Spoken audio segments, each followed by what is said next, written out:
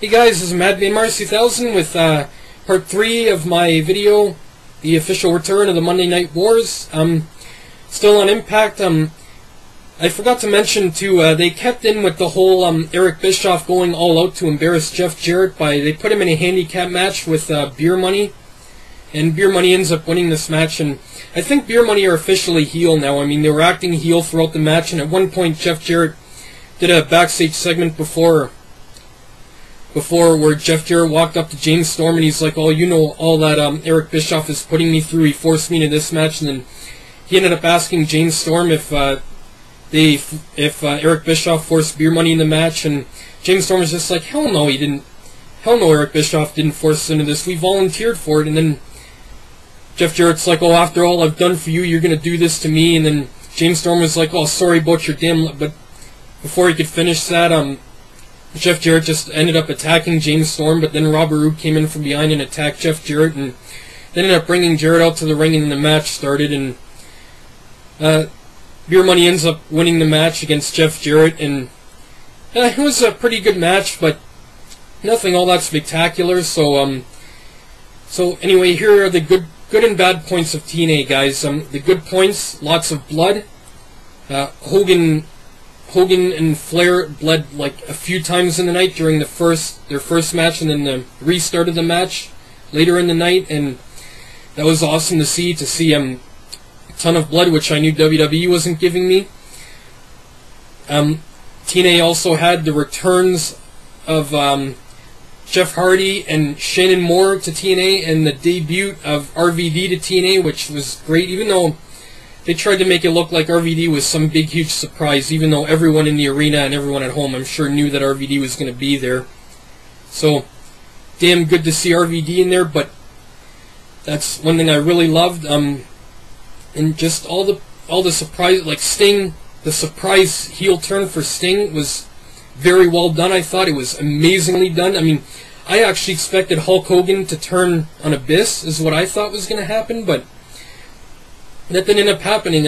So Sting ends up turning on Hogan and Abyss, and it was just very well done, and it was a huge shock. I wasn't expecting it. I was expecting Sting to help out Hogan and Abyss, and then maybe Hogan turns on, Abyss and Sting. That's what I was expecting, but that didn't happen, and I loved the Sting heel turn. And later in the night, when Sting just beat down on like everyone with the bat, he beat down RVD, he beat down Hulk Hogan, he even beat down officials and security with the bat too. He just, after his loss to RVD, he just completely snapped. And those are some of the backstage segments on TNA Impact were pretty good. Not all of them, but some of them were pretty damn good.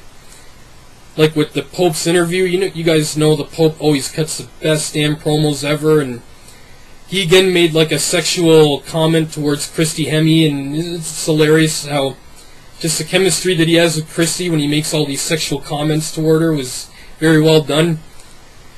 And those are the things. Hulk Hogan's in-ring return. Of course, me being a die-hard, proud Hulk Hogan mark, I marked out for Hogan's return. To see him, not only that, but to see him in his red and yellow colors again I loved it. I just absolutely loved Hogan's coming back in his red and yellow again, so I loved that.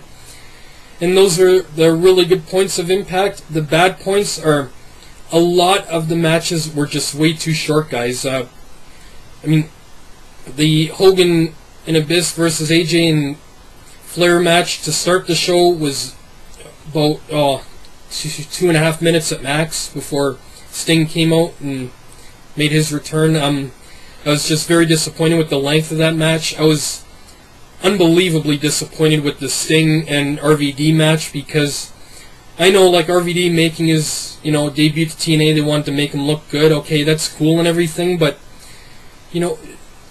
Sting and RVD could have had a good 10 to 15 minute match, and RVD defeated Sting in about 10 seconds with 2 moves. Like, is that all it takes to beat Sting these days? Just 2 moves? And he didn't even win the match with the 5-star frog splash. He won it with the Rolling Thunder, which I don't understand that. It should take way more than that to defeat Sting. I was just very disappointed. And this is Sting's return to TNA, and they just, other than the beatdown afterwards, okay, Sting looked good there, but he just looked terrible during the match. I didn't like it at all. And the Eric Young 6 match was 2.5 minutes, 3 minutes at max.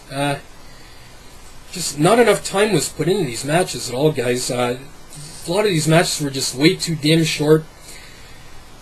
A lot of the backstage segments with Bubba the Love Sponge and Brooke Hogan trying to convince her dad not to go out there for the restart of the match were just ridiculous and didn't need to be there, and way too many commercial breaks. And that Brooke and Hogan backstage segment was just terrible, with Brooke trying to act like she was crying and trying to convince her dad not to go out there, and then this leads to Hogan saying, "Well, Abyss has got my back, and I swear to you, Brooke, that nothing's going to happen to me out there." And then Hogan ends up making a promise to Brooke that after this night he will never go out there again to wrestle, and this is his final night wrestling, and he swears to her that this is never going to happen again. And she's just sitting there pretending to bawl and cry, and it just looked ridiculous. And I didn't care for this segment at all, and way too many commercial breaks. And the biggest downer was TNA just abruptly going off the air as Jeff Hardy was making his return. I mean, he hit the Twist of Fate on AJ, was going up for the Swanton, but immediately after, TNA just abruptly went off the air before we had a chance to see Hardy hit the Swanton. I was very disappointed in that. So those to me were the really bad points of Impact. Is just matches were way too short, way too many in-ring and backstage non-wrestling segments, way too many use of the security coming out and breaking up brawls. It happened like a few different times during the night where security came out to break up a brawl here and there, and I think it was just way too overused. I think it happened like 2-3 times in the night where security came out to break up a brawl. Like, they came out to stop Hogan from getting to the ring while Sting was pummeling RVD with the bat. I didn't care for that. I think they also tried to stop. They tried to stop Hall and Six from coming to the ring. Like, as soon as Hall and Six started coming out, security ended up surrounding the inside of the ring to separate the two. It just didn't make any sense at all. Like, why not just let them fight if they want to fight? But so way too many use of the security. Matches too short. Way too many backstage and in-ring non-wrestling segments, and too many commercial breaks. So those were my flaws of Impact. The good, a lot of blood. Hogan's in-ring return. The returns that we got of, Shannon Moore and Jeff Hardy. RVD making his debut to TNA, and the shocking heel turn of Sting. All those were good points, and that's it for TNA. Now on to WWE. Show opens with Shawn Michaels and Undertaker in-ring segment where the Undertaker comes out and says that at WrestleMania Shawn Michaels' career will rest in peace. But before the Undertaker could get the rest in peace part out, just Shawn Michaels comes out and they just have to make it short, they just have a back and forth with one another, with Shawn Michaels telling the Undertaker he's going to end his streak, and the Undertaker telling Shawn Michaels that he's going to end his career. And then at one point, Shawn Michaels makes a proposal to the Undertaker that their match at WrestleMania should be a no disqualifications, no countout match. So that way the only way to win this match is by pinfall or submission, so there's going to be a true winner.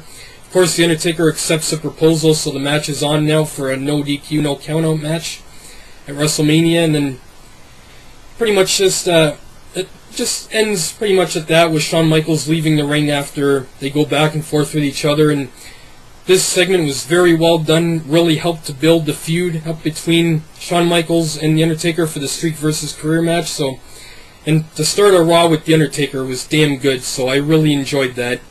It was good to see that. So I applaud this segment here, and I give WWE props for it. It was very well done. But this is it, guys, for part 3 of my video, so on to part 4 next. I'm Madman Mars 2000.